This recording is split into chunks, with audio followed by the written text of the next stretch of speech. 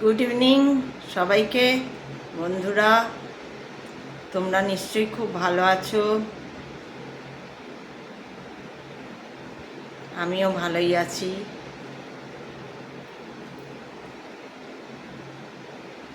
শিব শম্ভো। চলো আজকে কি নিয়ে কথা বলি।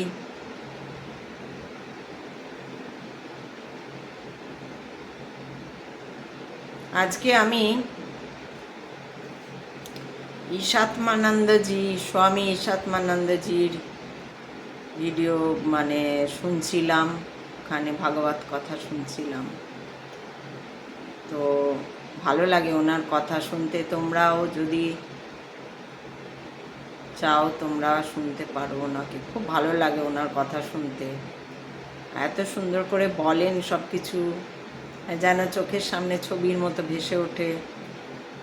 তো উনি এই বলছিলেন, আধ্যাত্মিকতা নিয়ে কথা বলছিলেন, উপনিষদের কথা বলছিলেন। তো তার কথা অনুযায়ী বলি আমি আর কি।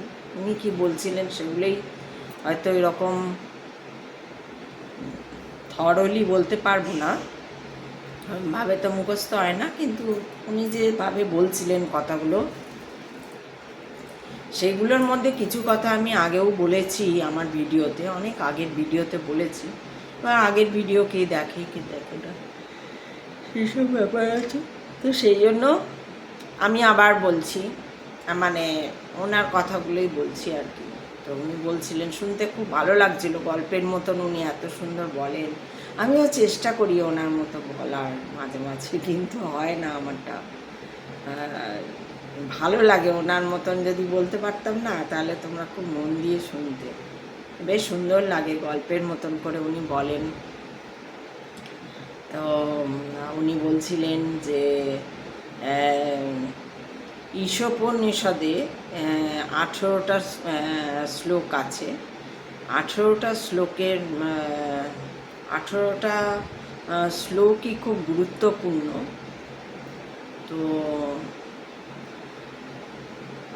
18টা শ্লোকই খুব গুরুত্বপূর্ণ। 11টা বোধহয় অধ্যায় আছে বললেন, 18টা শ্লোকের কথা বেশি করে বলছিলেন। তো যাজ্ঞবল্ক্য বলে একজন ঋষি ছিলেন, তিনি বিশেষ করে এই 18টা শ্লোক খুব বেশি করে তার শিষ্য, তার সন্তানদের মধ্যে, শিষ্যর মধ্যে আর কি, ডিসিপলদের মধ্যে ব্যাখ্যা করেছিলেন এইগুলো, এই 18টা শ্লোক। দাঁড়াও, ফ্যানটা আবার জোরে চলছে বলে ফ্যানটার জন্য অনেক সময় বুঝতে পারি না যে শোনা যাবে কিনা, সেই জন্য একটু আস্তে করলাম। তো ওইটাই বলছিলাম যে যাজ্ঞবল্ক্যর কথা উনি বলছিলেন যে যাজ্ঞবল্ক্য খুব ভালোভাবে এই 18টা শ্লোক ওনার শিষ্যদের মধ্যে উনি ব্যাখ্যা করেছিলেন। তো এই 18টা শ্লোকের মধ্যে উনি একটা নিয়ে কথা বলছিলেন, যেটাতে বলা হয়েছে যে আধ্যাত্মিকতার আধ্যাত্মিকতার মানে হলো যে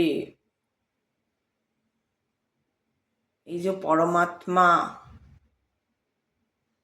কি, চৈতন্য কি, সেইটা, এই যে পরমাত্মা, এই যে ব্রহ্মাণ্ড, বিশ্ব ব্রহ্ম যা, তার যে ভেতরে যে চৈতন্য, সেই কথা বলা হয়েছে বলে উনি বললেন।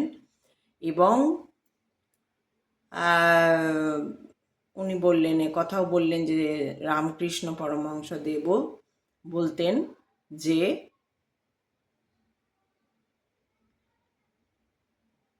এককে জানার নামই জ্ঞান। এটাই ওই যাজ্ঞবল্ক্য বলেছিলেন, ব্যাখ্যা করেছিলেন। আর পরে উনি বললেন যে রামকৃষ্ণদেবও বলতেন যে এককে জানার নামই হচ্ছে, আধ্যাত্মিকতার মূল মানেই হচ্ছে এককে জানা, এককে জানা, এটা হচ্ছে আধ্যাত্মিকতার মূল মানে। আর রামকৃষ্ণদেব বলতেন যে এককে জানার নামই হচ্ছে জ্ঞান, আর বহুকে জানার নাম হচ্ছে অজ্ঞান। অর্থাৎ এই যে এক, যা চৈতন্য, যা চেতন, যা আত্মা, যা সবার মধ্যেই একইভাবে বর্তমান, যা নিত্য, যা চিরস্থায়ী, যা শাশ্বত, যার বদল নেই। তুমি চলে গেলেও, তোমার এই শরীরটা চলে গেলেও, আমি মরে গেলে, আমি যখন মরে যাব আমার এই শরীরটা চলে যাবে, কিন্তু সে থাকবে। সেখানে হয়তো আমিটা, এই শরীরটা যে যে আমি বলছে, সে আমিটা বলা যাবে না, যে আমি থাকছি সেটা বলা যাবে না। কিন্তু আবার যদি আমি এই শরীরে বলে যাই যে আমি আছি, আমি থাকবো, তাহলে আমি এখন শরীর হিসাবে আমি সেটা বলতে পারি যে আমি থাকবো, আমি থেকে যাব, আমি আছি। কিন্তু যখন আমার এই শরীরটা থাকবে না, তখন হয়তো সেইটা, সেই সেই জায়গায় সেই আমিটা সবসময় যে অহংকার, আমি মানি অহংকার, সেই সেই আমিটা একটা আলাদা, সেটার আমিত্বর যে বড় ভাব দেখানো, সেইটা একটা বোঝায়। আর এই ক্ষেত্রে বলার যখন যখন যখন বোঝানোর দরকার হয়, যখন বলার দরকার হয়, তখন তো এইভাবেই আমাদের বলতে হবে। তখন তো আমি ওই চৈতন্য আত্মা ওই রকম বলে বলতে পারবো না, তখন এই আমি বলেই বলতে হবে, তুমি বলে বলতে হবে, সে বলে বলতে হবে, তারা বলে বলতে হবে। কিন্তু সেই সে, তুমি, তারা, ও সব একই, সবই নিত্য, শাশ্বত, চিরন্তন, এর কোনো বদল নেই। এইটা আমরা এখন মৌখিকভাবে বুঝছি। আমি যেমন বলছি, আমি কিছুটা বুঝতে পারছি, কিন্তু যদি বলো উপলব্ধি, সেই উপলব্ধি কিন্তু এখন আসেনি। যেটাই আমি কিন্তু তোমাদের অনেক আগে বলেছিলাম, বা কিছুদিন আগেও বোধহয় একটা ভিডিও করে বললাম, যে সব কিছুই হচ্ছে, কিন্তু কি একটা মনে হচ্ছে যে এইটা হলেই আমি যেন কোথাও যেন একটা সেই পূর্ণ ভাবটা বুঝতে পারি, পূর্ণমাদাং পূর্ণমিদাং, সেই পূর্ণ ভাবটা যেন বুঝতে পারি। কিন্তু কোথাও একটা যেন সেটা কেন হচ্ছে না, কি জন্য হচ্ছে না, সেই জায়গাটা আমি ধরতে পারছি না। যে একটা উপলব্ধি যেটা বলে, যে একদম একদম বুঝে যাওয়া, তখন একটা আলাদাই। তখন এই যে দুদিন আগে যে দুঃখ করছিলাম যে এই বয়সটা আসে, তখন কি 50, কি 20, কি 5000 বছর, কি 500 বছর, কোনো কিছুই মানে ওইভাবে দাগ কাটবে না। বুঝেছো, বুঝতে পারছো?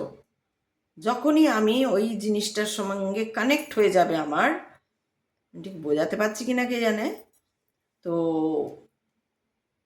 যদি কানেক্ট হয়ে যায়, যেটা আমি ফিল করতে পারছি, আমি উপলব্ধি করতে পারিনি, যেটা আমি বললাম যে তুমিও যা আমিও তাই, এটা আমি বুঝতে পেরে গেছি। শরীর তোমার বিলঙ্গিং, তোমার জন্মের আধার, তোমার আরও আরও পূর্বজন্মের আধার, এরও বাইরে যেটা, সেইটা যেটা, সেইটা সেইটা, আর এই যে আমার ভিতরেও যে সেইটা, বা ওর ভিতরে, তার ভিতরে, হ্যান ত্যান, সারা ব্রহ্মাণ্ডে যেটা, কানকানমে যেটা, সেটাই ব্রহ্ম। এটা বেদান্ত বলছে সেটাই ব্রহ্ম। কিন্তু এটা ধরো আমি কিভাবে বোঝাবো, বুঝতে পারছি, বুঝতে পারছি না তা নয়, বুঝতে পারছি, কিন্তু একটা হয় না যে উপলব্ধি করে ফেলতে পেরেছি একদম, একদম একদম। ওই যে বলে পূর্ণ থেকে পূর্ণ নিয়ে নিলে পূর্ণই থাকে, শূন্য থেকে শূন্য নিয়ে নিলে শূন্যই থাকে। সেই রকম যে একটা উপলব্ধি, সেইটা আসছে না এখনো, এটাও বুঝতে পারছি।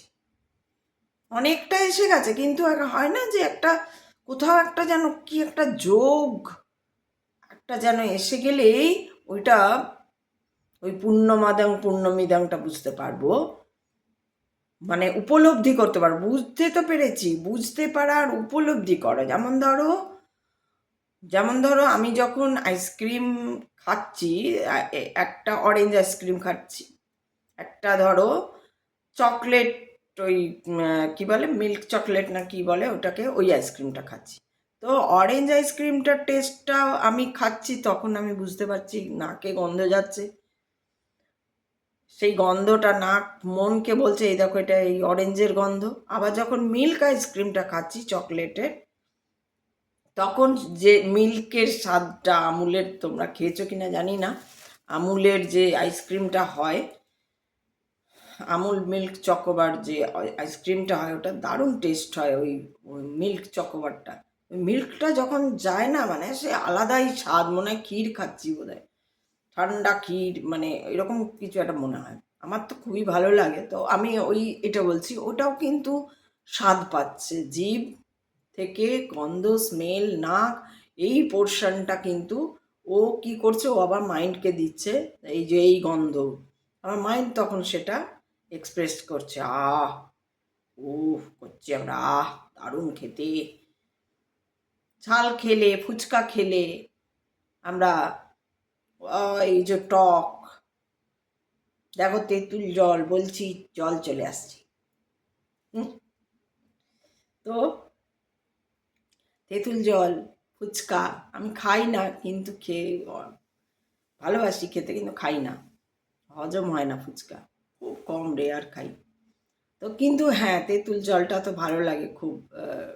তো ধরো গন্ধরাজ লেবু দেওয়া, এই যে স্বাদটা, এই স্বাদটাই এমন, টক স্বাদটা, টক বললেই একটা একটা মনে একটা চলে যাচ্ছে, খবর চলে যাচ্ছে, টক মিষ্টি।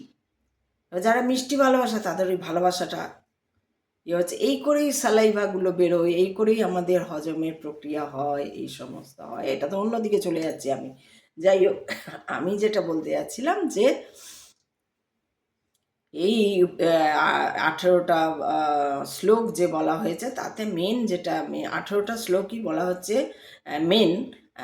আর সেইখানে এইটা বলা হয়েছে যে আধ্যাত্মিকতা মানে হচ্ছে এককে জানা। এক, আধ্যাত্মিকতা মানেই হচ্ছে এক, আর তাকে জানা হচ্ছে একটা পদ্ধতি, সেটাই হচ্ছে আধ্যাত্মিক পথে চলা। এটা খুব পরিষ্কার লাগলো আমার, তাই আজকে আমি এই প্রসঙ্গটাই নিলাম।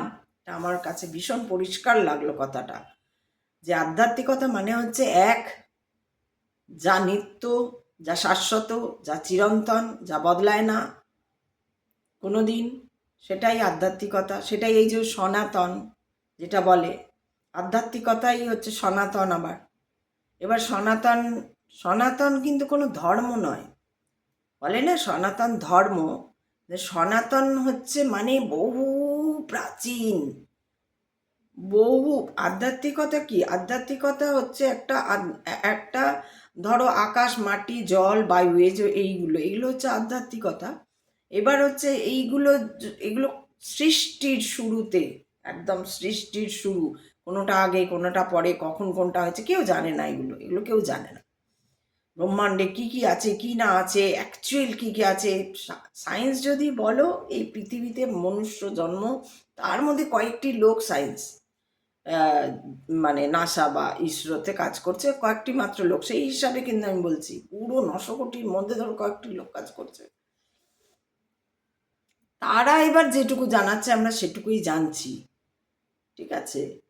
তো জানা যায়ও না, তারাও জানতে পারে না, অসম্ভব জানা। এটা উপনিষদেও বলা রয়েছে যে কখনো সম্ভবই না একে পূর্ণ জানা, সম্ভবই না, এতটাই বিস্তৃত কোনো মানুষের পক্ষে তো সম্ভবই না।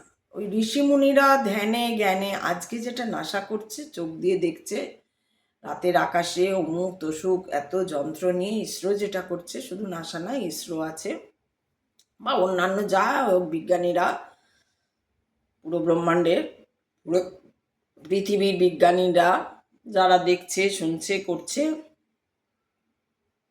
তারা যেটা করছে, তারা সেটা অবশ্যই খুব সামান্য একটা অংশ তারা বুঝতে পারছে, তারপর তারা আমাদের জানাচ্ছে, আমরা সেখান থেকে জানছি, ঠিক কথা। কিন্তু পুরোটা তারা জানতে পারছে না, তারা জানতেও পারবে না। তারা যেটা দেখছে আজকে, আবিষ্কার করছে, সেই কথাই সেই 5000 বছর আগে বা তারও আগে সে মুনি ঋষি বা বলো যা বলো তারাই লিখে লিখে লিখে লিখে বলে বলে শ্রুতি করে করে করে ব্যাখ্যা করে গেছেন। তারপরে লেখা হয়েছে উপনিষদ। উপনিষদ কি আজকের লেখা? ওটাও বোধহয় 5,000 বছর আগে। বেদ বলা হয় যে রাবণের তৈরি বা ইয়ে।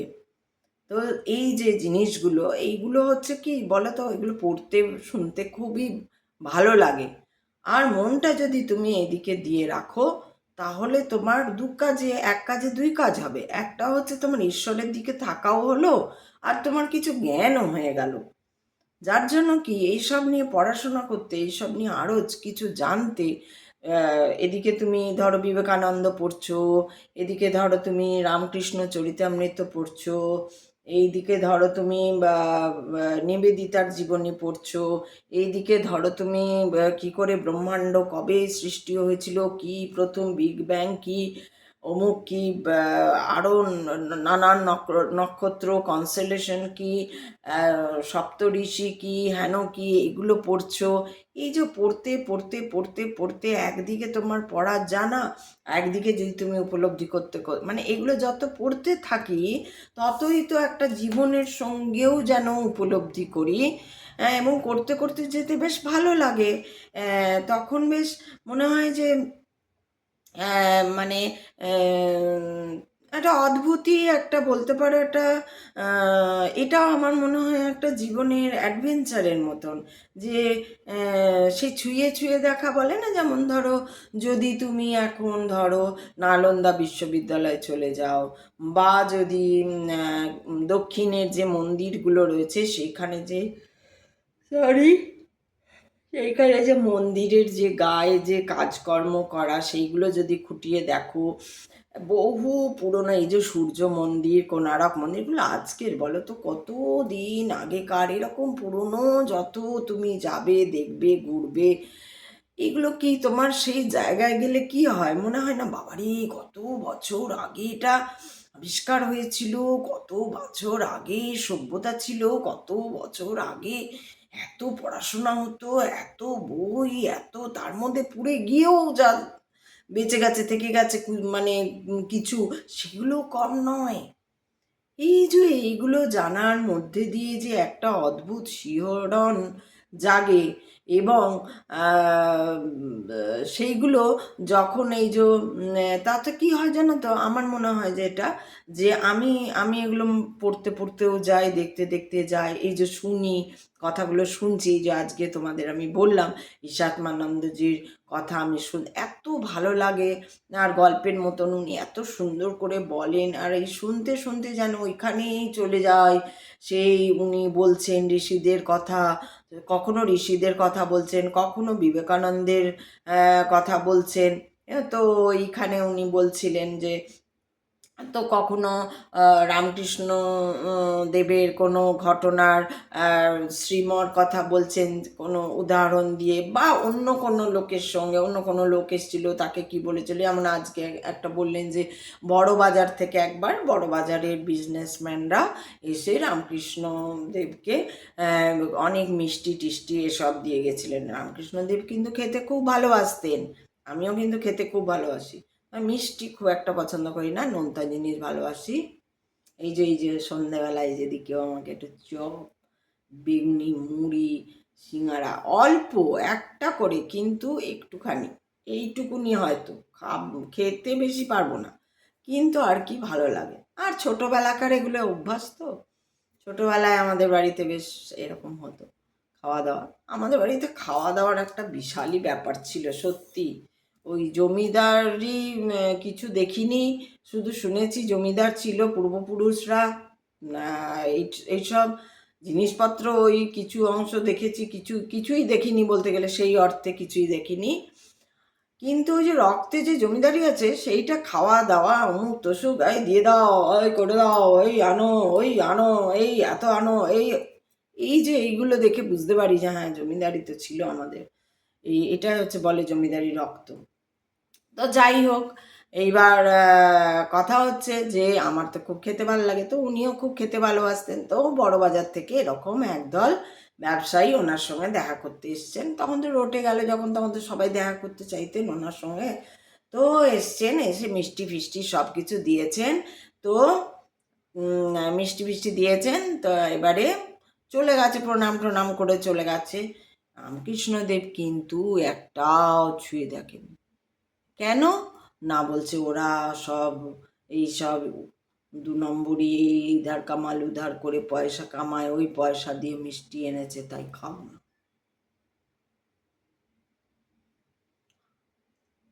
আমারও ঠিক এইরকম ধরনের কিছু ব্যাপার হয়। এবার তোমরা কি আমাকে তার জন্য বলবে তুমি রামকৃষ্ণের সঙ্গে নিজের তুলনা করছো? না, আমি তুলনা করছি না, আমি জাস্ট বলছি। এবার তোমরা যা ভাববে ভাববে, আমার বলার কথা আমি বলি, তো এই করতে গিয়ে আমি থেমে যাবো, কে কি ভাববে আমার কি। তো যাই হোক, তো আমি কি বলতে গেলাম, হ্যাঁ, আমার আমার এই যে খাবো না ব্যাপারটা, যেহেতু আমাকে কেউ দিতেও আসে না, তো আমার ওটাও মনে হয় না এই কোন অর্থে কোন ইয়ে দিয়ে অত আমার তো কিছুই নেই, মানে আমি তো ওরকম কোনো জায়গাতে নেই, পজিশনে নেই, কিছুই নই, আমি তো সেই অর্থে তো আমি কিছুই নই, আমি বাড়িতে থাকি, কিছুই করি না, কিছুই না, কিছুই নেই, আমি মানে শূন্য, একদম শূন্যাতি শূন্য একদম। তো আমাকে কে দিতে আসবে খাবার দাবার হ্যান ত্যান? তো যাই হোক, সেজন্য ওটা বলি না। কিন্তু ধরো সিনেমা দেখছি, এই যে ধরো অনির্বাণ ভট্টাচার্য, দারুণ সিনেমা, দারুণ ট্যালেন্টেড একজন ব্যক্তি, খুব সুন্দর গান করেন, তা যেমন তার গানের গলা তেমন তার লেখার ধরন, তেমন তিনি সিনেমা করেন, তেমন তিনি ক্যামেরাম্যান, তেমন তিনি অমুক, খুবই বলতে গেলে খুবই উনি ট্যালেন্টেড। আজকের বাংলায় একমাত্র ওই ছেলেটি যিনি হচ্ছে সর্বদিক থেকে তিনি ট্যালেন্টেড, এবং ট্যালেন্টেড এবং না, এবংটাকে বলে কি বলতে যাচ্ছিলাম, যে ট্যালেন্টেড। কিন্তু যে আমি দেখলাম বিভিন্ন জায়গায়, ওই যে বললাম আমি তো অনেক দেখি শুনি, তো যেই দেখলাম ও বাবা এর অহংকার হয়ে গেছে, এইবার আর ওকে যেখানেই থাকুক, যাই সিনেমা করুক, আমার আর দেখতে ভালো লাগছে না। এটা শুধু ওর ব্যাপারে না, এই যে ফিল্ম ইন্ডাস্ট্রিতে কিছু, তো আমি তো ছিলাম, কিছুর ব্যাপারে তো আমি খুব ভালো করেই জানি এরা কি করে এগিয়েছে। তাদের তো একদম মানে মুখ দেখতে ইচ্ছা করে না আমার। ওই ঠিক ওই ব্যাপারটা ওনার খাবারের, উনি যেমন জানতেন, যে বুঝে গেছিলেন যে এরা অনেক কিছু করে 2 নম্বরই পয়সা করে ইধার কামাল উধার করে মিষ্টিগুলো আমার জন্য নিয়ে এসছে, তাই উনি খাননি। আমার সেরকম কারোর সঙ্গে মিশতে ইচ্ছা করে না, বুঝতে পেরেছো? এবার আমি বোঝানোর জন্য বলছি যে আমারও সেরকম কারোর সঙ্গে, আমার তো কেউ খেতে ওরকম দেয় না যে আমি বলবো যে কেউ খেতে দিল বা দিল মিষ্টি দিল, ওরকম হয় না আমার সঙ্গে, কারণ আমি সেরকম নই। কিন্তু এই যে ধরো মিশবো, যে মিশতেও যে যাব কারোর সঙ্গে, গল্প করব, বন্ধুত্ব করব, অমুক করব, এমন তো নয় যে লোক নেই, লোক তো আছেই, চারপাশে লোক রয়েছে, করো বন্ধুত্ব, কিন্তু তাদের মতন করে করতে হবে। অর্থাৎ একদল আছে, ও যদি মহিলাদের কথা বলো, তাদের একচেটিয়া, আমি যে সমাজ, যে জায়গায় যেভাবে বিলং করি এখন, সেইখানকার আশেপাশের মহিলারা কিচ্ছু জানে না, কিচ্ছু বোঝে না, আধ্যাত্মিকতায় বয়স হয়ে গেছে, তাও আধ্যাত্মিকতা নিয়ে শুনতে, তোমরা তো দেখলেই আমি কথা করলাম ঘরে, কেউ আসতে মানে চাইওনি, আসেওনি। ইভিন এগুলো নিয়ে হাসাহাসি করে, আমি করি বলে বাইরে শুনেছি আমি আমার নামে, যে হাসাহাসি করে, এই করে। তো এদের সঙ্গে আমি কি কথা বলতে যাবো? এবার বলো, কি বন্ধুত্ব করতে যাবো এদের মধ্যে? কার সঙ্গে আমি বন্ধুত্ব করতে যাবো? তাই না? আর যদি পুরুষদের কথা বলো, পুরুষদেরও সেই একই, সমস্ত পুরুষদেরই দেখেছি একই ব্যাপার, মানে একই ব্যাপার, কারুর একটু এপিঠ, কারুর একটু ওপিঠ, তারাও কিছুই বোঝে না, কিছুই জানে না, কিছুই কথা বলতে পারে না। এইবার আমি বুঝতে পেরেছি যে আমার বন্ধু হতে গেলে সেই তাহলে ওই ধরো সন্ন্যাসী টাইপের কারোর সঙ্গে কথা বলতে হবে, তবে গিয়ে বন্ধুত্ব হবে, মজা হবে, সরল হতে হবে তাকে। আবার সব সন্ন্যাসী যে একবার, এই যে ঈশাত্মানন্দজি বলছিলেন, যে শুনবে তোমরা, খুব ভালো লাগবে, সত্যি কথা অনেক উনি বলে দেন, যে সবাই সন্ন্যাসী একটা গেরুয়া পরে নেয় সন্ন্যাসী, তারপরে আমি সন্ন্যাসী, আমি এত এত লোক আমাকে হাত নাড়ছে, আমি গাড়ি করে যাচ্ছি, এইটাই ওনার কাছে বড় হয়ে যায়। তখন আর সেইটার অন্য কোনো মূল্য থাকে না, এটা বলে উনি বলছিলেন, এটা একটা কথা বলছিলেন। তো তো আমি তো সন্ন্যাসী নই, আমি একদম গৃহবধূ, গৃহমা আর কি, বধূ নই আমি, গৃহমা। তো একদম গৃহে থাকি, আমার ছেলেরা কাজ করে, রোজগার করে, আমাকে খাওয়ায়, আমি খাই, আহ, ঘরের কাজ করি, কর্ম করি, সব করি। ওরা কিছু পারে না তো ঘরের কাজকর্ম করতে, আমাকেই করতে, আর আমার পছন্দ হয় না সত্যি সত্যি কথা বলতে। একটা কাজ করতে দেবো 10টা এমন বিগড়ে রাখবে, তার থেকে বাবা নিজেই করো, কষ্ট করো, ইয়ে করো, নিজে করো। হ্যাঁ, ওরা খুব অ্যাডজাস্টেবল, ওরা খুব ওরা, ওদের কোনো ইয়ে নেই যে কি খেতে দেবো, ওকে এই খেতে দিতে হবে, ওই সব নেই ওদের। যা দেবে মুখের সামনে, মুড়ি জল দিয়ে দিলেও খেয়ে নেবে, মুড়ি জল খা। আর যদি এবার আমি পারি না, সেটা আমার ব্যাপার, আমি একটু রান্না করতে ভালোবাসি, মানে খাওয়াতে ভালোবাসি ওদেরকে, তো সেই জন্য সেটা আলাদা কথা। বাট ওদের যদি মুড়ি জল দিয়ে তুমি দিয়ে দাও, চিঁড়ে দিয়ে দাও, ম্যাগি দিয়ে দাও, যা কিছু দিয়ে দাও, রুটি করে দিয়ে দাও, অমুক করে দিয়ে দাও, যা দিয়ে দাও ওরা খেয়ে নেবে। তো সেইটা গেল কথা। এবার সেই জন্য আমি ওটা রিলেট করতে পারলাম। হ্যাঁ, এই যে উনি বুঝতে পারতেন যে ও অমুক করে মিষ্টিটা দিয়েছে, বা ও অমুক করে তরকারিটা দিয়ে গেছে, বা ও দেখনদারি করে দিচ্ছে, ও এই করে দিচ্ছে, এগুলো উনি ওনার মুখে শুনছিলাম গল্পগুলো, বা চরিত্রামৃত তো পড়ছিলাম। এরকম আস্তে ওটা এগোয়নি বেশি দূর, যদিও আগে পড়া হয়ে গেছে, কিন্তু এখন আবার এই ব্রেনে আবার নতুন করে পড়ছি। তো মাইন্ডফুল জার্নি জলে তো আমিও ওই জার্নির মধ্যে দিয়েই যাচ্ছি। তো সেই জন্য তো তখন আমারও ওই ব্যাপারটা ঘটে। অন্যদিকে যে যখনই দেখি যে লোকটা ভেতর থেকে তার চরিত্রগতভাবে ভালো নয়, যে সে ব্যক্তি হোক, নারী পুরুষ নির্বিশেষে, চরিত্রগতভাবে যখনই বুঝতে পারি, এবার এইটা ইনটিউশন, বুঝতে পারাটা, ওটা বুঝতে পেরে যাই যে এবার বলো, তুমি বলবে যে তুমি অমুক, তো তুমি যাই বলো, আমার যেমন রামকৃষ্ণদেব বুঝতে পারতেন, আমি ওরকম বুঝতে পেরে যাই, এ ঠিক নয়। এবার সবাইকেই যে ধরতে পেরে যাই, বুঝতে পেরে যাই, তা হয় না অনেক সময়, ম্যাক্সিমাম ক্ষেত্রে হয়, আমি বুঝতে পেরে যাই। তখনই আমার আর তাকে ভাল লাগে না, তার সঙ্গে কথা বলতেও ভাল লাগে না, তার সঙ্গে বন্ধুত্ব রাখবো কি, তার সঙ্গে কোনো মেশামেশি কথা বলা হেন তেন। যার জন্য আমি এই যে বলছি না বারবার, যে এখান থেকে আমার আর এখানে ভাল লাগছে না, আমার শরীর খারাপ হয়ে গেল তাই, নাহলে এখান থেকেও আমরা উঠে যেতাম এতদিনে। কিন্তু আমার মহান শরীর খারাপের জন্য আবার থেকে যেতে হলো, ঈশ্বরের ইচ্ছা সবই। কিন্তু এখানে সত্যি বলছি আর ভালো লাগছে না, মানুষের জন্য মানুষ নেই এখানে। দেখলে না, বললাম যে একজন ক্যান্সারে মরছে, আর এরা এখানে বিশাল, তোমাদের যদি শোনাতে পারতো সেই সময়, আমারও মারাত্মক শরীর খারাপ, তখন মনে হচ্ছে কান মাথা ফেটে যাচ্ছে, ভাবতে পারো যে এত আওয়াজ, আর তারপরে কেউ কারুর ধার ধারে না, আর এত মেকি, আমি তো নিতেই পারি না এগুলো, তো হাই প্রেশার, আমার প্রেশার বাড়িয়ে দেয় এগুলো। এত মেকি, একটা সরল মানুষ নেই, একটা স্বাভাবিক সরল মানুষ নেই যে তুমি কারোর চলো চলে গেলাম ওর বাড়িতে একটু আড্ডা মেরে আসি। এখানে কোনো তুমি একা, এখানে বলে না, এটা সব জায়গায় আছে। যেহেতু দেখবে সমাজ এরকমভাবে তৈরি হয়েছে, ও মহিলা, ও স্বামী নেই বলে ও আর কোনো পুরুষের সঙ্গে গল্প করতে পারবে না, যদি করে তাহলে, আমাকে এগুলো আগে, অনেক আগে আমি এত বুঝতাম না, তারপরে আস্তে আস্তে বুঝেছি, তারপর থেকে আমি সব কথা বলা বন্ধ করে দিয়ে জানি বাবা, কোনো পুরুষের সঙ্গে কথা বলা মানে, আর সেই পুরুষটি আবার বলবে না গিয়ে যে না না এমনি কথা হচ্ছিল, ওই পুরুষটি আবার ওরকম, ও আবার গিয়ে বলবে না যে না না এমনি কথা হচ্ছিল, বা কিছু না, অমুক জিজ্ঞেস করছিলেন বা তমুক, এরকম কিছু না। ডাক্তার হলে আসতে পারবে, কি সমাজে ব্রেন, বাবারে বাবারে, কি মাইন্ড নিয়ে চলে এরা, আমি তো বুঝতে পারি না। মানুষ মানুষের সঙ্গে কথা বলতে পারবে না, কি না তোমার স্বামী নেই, তুমি একা বলে তুমি কোনো পুরুষের সঙ্গে কথা বলে সমাজ ধরে নেবে যে তোমার সঙ্গে ইয়ে আছে। এইবার তুমি বলবে অত গুরুত্ব দিতে হবে না, ওগুলো মুখের কথা, ওগুলো মুখের কথা। কেউ চাইবে না যে তোমার জায়গাটা, তুমি একটা শান্তিতে রয়েছো না, তুমি একটা শান্তিতে রয়েছো, ঠিক আছে বাবা, কথা না বলে তো শান্তিতে রয়েছি। কিন্তু কখনো কখনো তো ইচ্ছে হয় যে কারোর সঙ্গে কথা বলি, আর লোকগুলোও সেই ভয় কথা বলে না, ওদের আবার বাড়ির বুড়ো বারণ করে দেয় বোধ হয়, এই কথা বলবে না, ওই মহিলা একা, কথা বলতে যাও না। কি আবার ওদেরও হয়তো আবার সমাজের ভয়ই ওরা বলে, বা নিজেরা এমনি বকলো তো এমনি হয়, আর কি বলবো।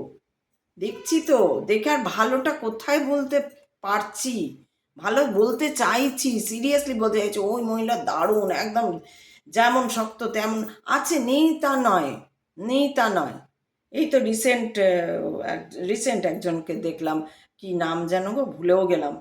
হ্যাঁ, উনি একটা বাচ্চা ছেলে, সে লেহ লাদাখে গেছে, সেখানে বরফ ইয়ে করছে। তো ওই ভদ্রমহিলাকে দেখছি, লিখেছে তুমি এখানে গেছো, তুমি বাচ্চা, সবাই আপনারা ওকে ইয়ে করছেন, কিন্তু জানেন এখানে অক্সিজেনের মাত্রা অমুক। তো মানে ওনাকে বুঝতে পারলাম অনেক জানেন, ইয়ে করেন। উনি ওখান থেকে কমেন্টে বলছেন যে এনি প্রবলেম আমাকে ফোন করবে, আমার এরকম চেনা জানা আছে। আমি জানি না উনি কে, উনি সেটা ডিসক্লোজও করেননি ওখানে, কিন্তু আমার খুব ভালো লাগলো ওই মহিলাকে। আমি ভাবি আমার কপালে কেন এরকম জোটে না। ছোট মনে হলো আমার থেকে অনেক। তো ছোট তো কি হয়েছে, ছোট বড় কোনো ব্যাপার না, বন্ধু সবই তো হতে পারে। আমার তো বুড়ি মানুষও বন্ধু হয়ে যায়, আমার মায়ের থেকেও বড়, আমার মায়ের থেকেও বয়সে বড়, 80 বছর বয়সেও আমার বন্ধু হয়ে যায়। তো সেটা কোনো কথা না, বয়স কি হলো না হলো।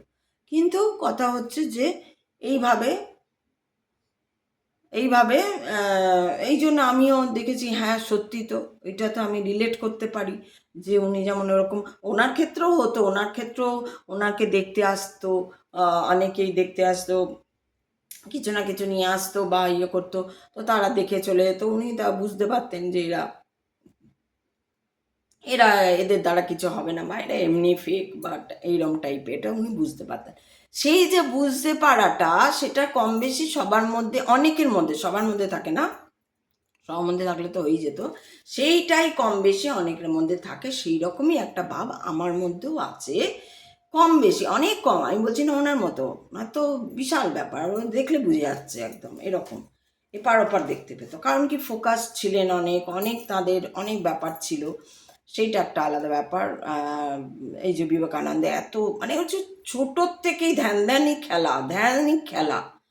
আর উনি জন্মই তো ওনার শিবের পুজো করে, ওনার জন্ম মহান, মানে শিবের পুজো করে, অনেক শিবের পুজো করে ওনার জন্ম। এবং যখন ওনার গর্ভে 9 মাস, তখন মানে ওনার মা, তখন ওই একজন ঋষি এসেছিলেন ওনার বাড়িতে, স্বামীজি মহারাজ কেউ এসেছিলেন, তার নামটা লেখাও ছিল না ওখানে যেখানে পড়েছি। উনিই বলে দিয়েছিলেন এ মানে হয় রাজা, সন্ন্যাসী হলেও সন্ন্যাসীর দিক থেকেও ইনি রাজার পর্যায়ে থাকবেন, উচ্চ পর্যায়ে, রাজা যেরকম একটা উচ্চ পর্যায়ে থাকে, আর যদি উনি সংসারে থাকেন সেখানেও উনি রাজা হবেন, এইটা বলে গেছিলেন। তারপরে কুণ্ডলিতে আরও কিছু সব বলে গেছিলেন এরকম, যা যা উনি হয়েছেন সেগুলোই বলে গেছিলেন। তো সেই জন্য উনি একদম দেখো বেরিয়েই একদম এরকম ধ্যান ধ্যান খেলা, এবং সেই তোমরা সবাই জানো সেই গল্প, সেই সাপ চলে এসছিল, কিন্তু কিছুই করেনি, চলে গেছে আবার। ধ্যানে ইয়ে হয়ে গেছিলেন উনি, একদম সমাধিস্থের মতো হয়ে গেছিলেন। তো এই হচ্ছে বিবেকানন্দ। তাই আমরা যদি বিবেকানন্দ পড়ি, আমরা যদি রামকৃষ্ণ পড়ি, আমরা যদি আরও এই উপনিষদ, গীতা, এগুলো যদি পড়তে পড়তে যাই, এতে কি হবে, এই যে আমরা সাধারণ জীবনে রয়েছি, সেই জীবনের পথে চলার জন্য একটা যেন খোলাখুলি রাস্তা পাবো। আর একটা জ্ঞানের সঙ্গে আমরা আমরা অনেক কিছু জানতে জানতে যেতে পারবো। এই জন্য এগুলোর সঙ্গে থাকা উচিত, এগুলো পড়া উচিত, এগুলো জানা উচিত। আর আজকে এখানেই থাক, কালকে আবার ঈশাত্মানন্দজির এই কথা, অনেকটা বড় তো, আমি সামান্য একটা ঘটনা নিয়ে বললাম। তো তোমরাও ওনাকে যদি শোনো কেউ, তাহলে আমাকে কমেন্টে জানাবে যে হ্যাঁ তোমরা কেউ ওনাকে শোনো। আমার মনে হয় খুব ভালো লাগবে, উনি খুব পরিষ্কারভাবে বুঝিয়ে বলেন। উনি একজন বলেন, আরেকজন হিন্দিতে রয়েছেন রিতেশ্বর স্বামী, রিতেশ্বরানন্দ, উনিও খুব ভালো বলেন, উনিও খুব বুঝিয়ে বলেন, ওনারটাও শুনতে পারো তোমরা। তাহলে আজকে আমি আসি, তোমরা সবাই খুব ভালো থেকো, সুন্দর থেকো। আর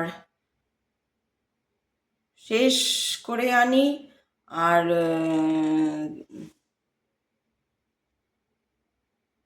শেষ করে আনি, ওম আসাদ,